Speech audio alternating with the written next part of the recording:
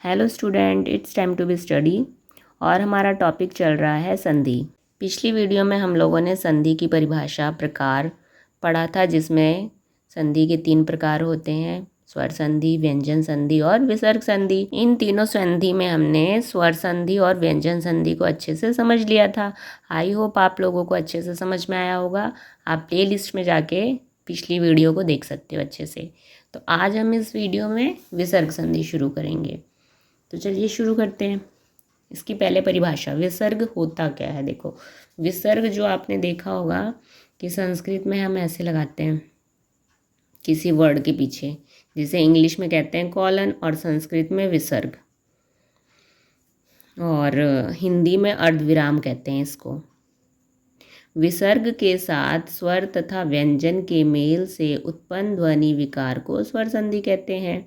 कहने का मीन्स है कि जहाँ भी आपको ये कॉलन या फिर विसर्ग, इसी को कहते हैं, इसके साथ स्वर आए या फिर व्यंजन आए तो उसको हम विसर्ग संधि कहते हैं। एग्जाम्पल से समझते हैं। अंतः प्लस आत्मा, अंतः है इसमें, ठीक, तो बन जाएगा ये अंतरात्मा, विसर्ग लगी हुई है। दूसरा दूसरा उदाहरण, पुनः प्लस च, विसर्ग लगा हुआ है तो ये मिल के बन जाएगा पुनश्च। यहाँ पे कहने का मीन्स है एक बार विसर्ग के साथ स्वर आ रहा है और एक बार विसर्ग के साथ व्यंजन, लेकिन अगर आपको विसर्ग दिख रहा है तो वहाँ पे विसर्ग संधि होगी। तो देखो, विसर्ग में बनता क्या क्या है। विसर्ग में अगर विसर्ग के साथ स्वर या व्यंजन आ रहा है तो एक बार विसर्ग शलगम वाला में चेंज हो जाएगा, फिर षटकोण वाला में चेंज हो जाता है, ये विसर्ग हट जाता है। इसके बदले शलगम वाला, षटकोण वाला सड़क र आता है, बड़ी ई, बड़ा ऊ, बड़ा ओ, या फिर कई बार तो ये हट ही जाता है, लगता ही नहीं और चेंज नहीं होता। ठीक, तो विसर्ग में मेनली ये चीज़ें बनती हैं, बट इसमें से भी हम कुछ इम्पॉर्टेंट करेंगे जो आपके सिलेबस और एग्ज़ाम में आने लायक हैं। तो पहला नियम पढ़ते हैं। पहले नियम में हम लोग विसर्ग को श में, ये वाला शलगम श या बड़ा श बोलते हैं, इसमें चेंज करना सीखेंगे। विसर्ग का श में बदलना। यदि विसर्ग के बाद च छ श आए तो विसर्ग स में बदल जाता है।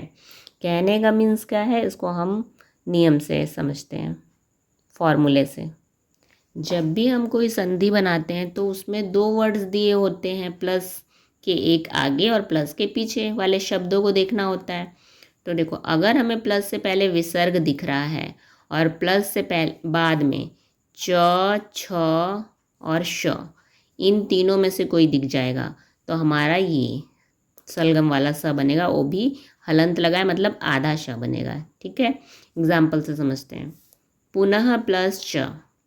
अब देखो, यहाँ पे प्लस से पहले विसर्ग है और प्लस के बाद च, तो हमने यही देखा था कि प्लस के बाद या तो च या छ या फिर श आएगा, तो ये विसर्ग की जगह आधा श लगाना है, हलंत लगाया यानी आधा श। पुनः प्लस श क्या बन जाएगा, विसर्ग की जगह आधा श आ जाएगा, तो पुनश्च। बस आप ये फॉर्मूला ध्यान रखो और इसके अकॉर्डिंग चेंज कर दो, क्या बन रहा है उस पर अभी ध्यान मत दो। ठीक है, अब देखो नेक्स्ट, अंतः प्लस चेतना। हमें विसर्ग दिख रहा है प्लस से पहले, उसके बाद च दिख रहा है। ठीक है, तो अगर च दिख गया हमें तो ये विसर्ग हट जाएगा, इसकी जगह शलगम वाला श आधा हो जाएगा। ठीक, तो ये बन जाएगा अंत, ऐसे ही लिख दो, इसके जगह श आधा फिर चेतना, अंतश चेतना। क्लियर। नेक्स्ट, मनः प्लस चिकित्सक। अब विसर्ग दिख रहा है प्लस के बाद च, तो यहाँ स लग जाएगा, मनश चिकित्सक। मनश, ई की मात्रा इसके इधर से लगेगी, छोटी की मात्रा है च पे तो अंदर हो जाएगा ये श, मनस चिकित्सक। क्लियर। नेक्स्ट, मनः प्लस चिकित्सा, फिर च दिख गया हमें विसर्ग के बाद, तो यहाँ विसर्ग हट जाएगा, मनश, च पे छोटी की मात्रा, उसके अंदर आधा श चला जाएगा, मनस चिकित्सा। आई होप बच्चों आप लोगों को अच्छे से समझ में आ रहा होगा। नेक्स्ट है पुरः प्लस चरण, तो अब च दिख गया फिर से, तो पुरश चरण। विसर्ग की जगह बस आधा श लगाना है आपको। विसर्ग संधि और व्यंजन संधि में बस कुछ ही ऐसे शब्द होते हैं जो आते हैं बार बार एग्ज़ाम में, रिपीट होते रहते हैं, वो उसके अलावा आते भी नहीं है, तो आपको करते करते याद हो जाएगा ये सब। देखो दू प्लस चरित्र, तो दू के बाद विसर्ग है और फिर च है, तो दुष्चरित्र हो जाएगा, आधा श लग जाएगा, दुष्चरित्र। नी प्लस छल, अब देखो यहाँ पे छ आ गया, या तो हमने पढ़ा था च होना चाहिए या फिर छ या श होना चाहिए, तो हमें अब छ वाला एग्जाम्पल भी है विसर्ग के बाद, तो बन जाएगा निश्चल, नी श लग जाएगा, छल, निश्चल। क्लियर, ये न है। और दू प्लस शासन, देखो श मिल गया, ये श तो रहेगा ही, ठीक, बस विसर्ग की जगह आधा श लगा देना है हमें, तो दुशासन। क्लियर। नी प्लस शुल्क, विसर्ग प्लस के बाद श मिल गया, तो ये आधा श हो जाएगा विसर्ग की जगह, नी शुल्क। क्लियर। अब क्लब क प्लस चित, च मिल गया, तो विसर्ग की जगह आधा श, छोटी की मात्रा लगाए तो श अंदर लगेगा, कश्चित।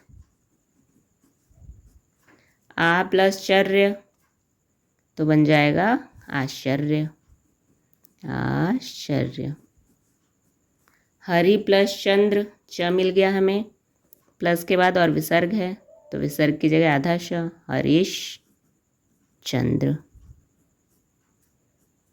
तो ये आश्चर्य और हरिश्चंद्र, इसमें पूछता भी है कि कौन सी संधि है, तो इसको जब हम शब्द अगर दे देगा संधि विच्छेद करेंगे तो आह प्लस शर्य, इसमें विसर्ग संधि होती है, हरि प्लस चंद्र, हरिश्चंद्र। अब प्रायः प्लस चित, तो च मिल गया हमें और प्लस से पहले विसर्ग, तो प्रायश्चित, प्रायश्चित। यश प्लस शरीर, अब श मिल गया और प्लस से पहले विसर्ग, तो यहाँ भी श हो जाएगा, और बाकी सब वैसे रहेगा ही। यहाँ कंफ्यूज मत होना आप लोग कि देखो विसर्ग से पहले भी श है, प्लस के बाद भी श है, तो ये सब ऐसे ही रहेगा, हटेगा, तो ये सब हमें कुछ भी चेंज नहीं करना है। आप ऊपर देखो कुछ भी नहीं चेंज किए, बस विसर्ग की जगह हम आधा श लगाए हैं हर जगह, है ना। तो यहाँ भी बस विसर्ग के बाद जगह हमें श लगा देना है, आधा श, क्योंकि हमें प्लस के बाद श दिख गया और प्लस से पहले विसर्ग है, तो यश शरीर। ठीक है, ये था हमारा विसर्ग संधि का पहला नियम। आई होप आपको अच्छे से समझ में आया होगा। एक दो बार और देखेंगे उदाहरण को, इन सबको, तो आपको बहुत अच्छे से समझ में आएगा। कोई डाउट हो किसी एग्जाम्पल पे तो प्लीज़ आप लोग कमेंट करिएगा, और वीडियो हेल्पफुल लगे तो please like and subscribe. Thank you.